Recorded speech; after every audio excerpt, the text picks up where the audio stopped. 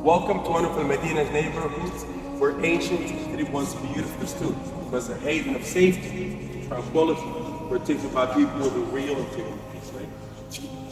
From him, everything was illuminated. When he came, misery departed, the plague disappeared, hardships vanished, and most importantly, happiness arrived. All of this took place at Quba. And if Quba ever spoke, it would tell you that we settled before Adam took back. Medina has been a home to many civilizations, with diverse cultures and different nations. It was prepared by the Lord of the heavens to receive the best of humans. Medina was neither remote nor isolated, but socially and politically integrated.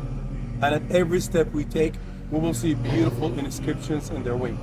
On this side here, we see traces, remnants, and designs of the Dada civilization and the kingdom of Hijrah, who were ahead of their time in the age. They were different and made a change, using coins and currency to function in a state of the barter system. And the people of Medina did not just engrave letters and phrases, they also carved images of animals that lived in these places. And some of these animals are extinct now. And as time went by, look, these inscriptions became more detailed and fancy. Look, that's a line of city.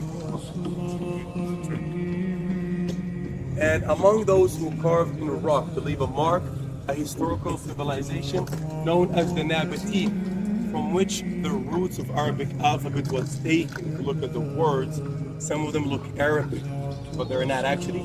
That's because our alphabets were taken from their language. It's like English and Latin.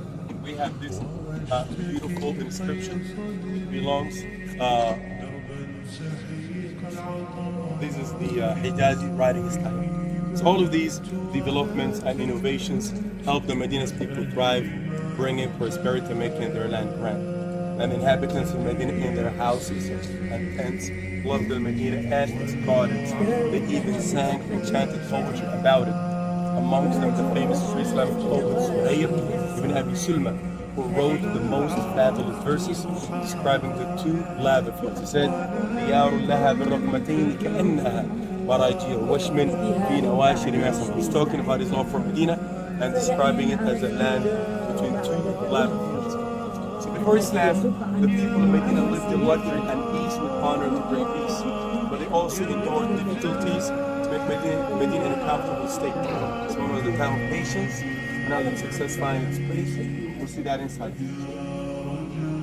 So, welcome to one of Medina's neighborhoods where ancient history once beautifully stood. It was a haven of safety, tranquility, protected by people with a real integrity.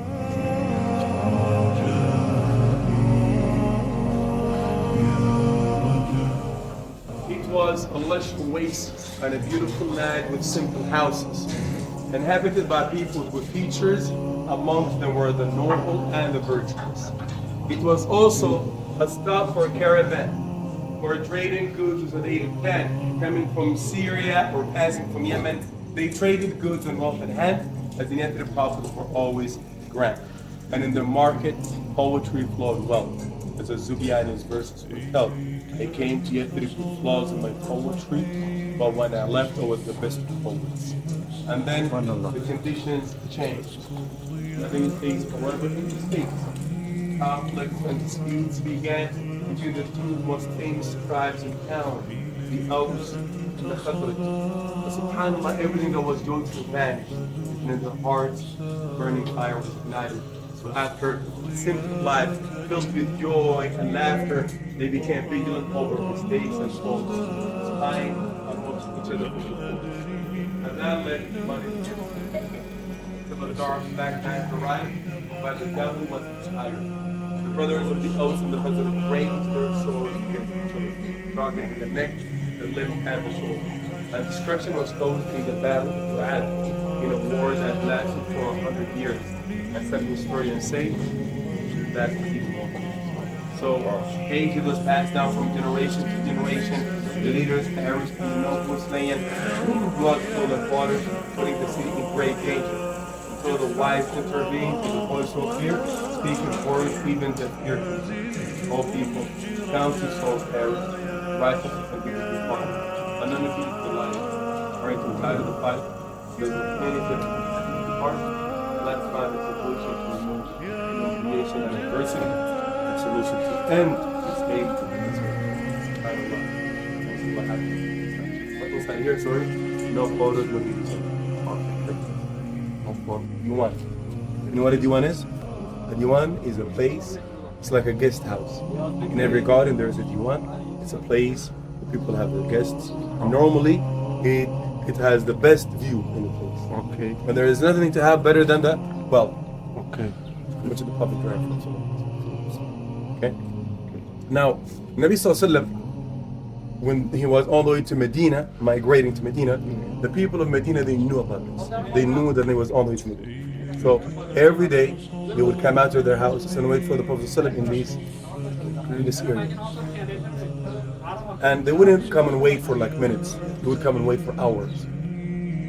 And then they would go back to their houses. When the sun would be very hot, they would go back to their houses.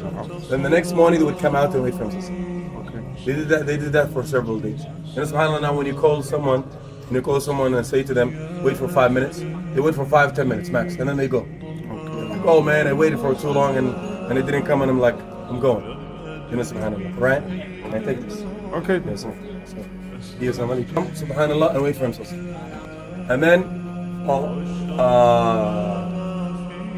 on the day in which he arrived, sallallahu alaihi wasallam, we came and waited like usual.